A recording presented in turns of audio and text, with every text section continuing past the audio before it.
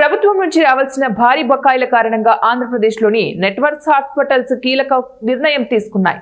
ముందుగా హెచ్చరించినట్లుగానే శుక్రవారం నుంచి ఎన్టీఆర్ వైద్య సేవా పథకం కింద వైద్య సేవలను పూర్తిగా నిలిపివేశారు.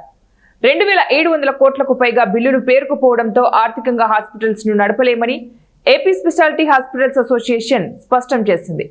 ఈ నిర్ణయంతో రాష్ట్ర వ్యాప్తంగా పేద మధ్యతరగతి రోగులు తీవ్రంగా ఇబ్బందులు ఎదుర్కొనే పరిస్థితి ఏర్పడింది. గత నెల 25వ తారీఖున ప్రభుత్వానికి లేఖ రాసినట్లు ఆశా గుర్తు చేసింది. బకాయిలు చెల్లించకపోతే అక్టోబర్ 10 నుంచి సేవలు అందించలేమని ఆ లేఖలో స్పష్టంగా పేర్కొన్నట్లు తెలిపింది. ఈ సమస్యపై ఆరోగ్య శాఖ అధికారులు పలుమార్లు చర్చలు జరిపించినా ఫలితం లేకుండా పోయిందని ఆవేదన వ్యక్తం చేసింది.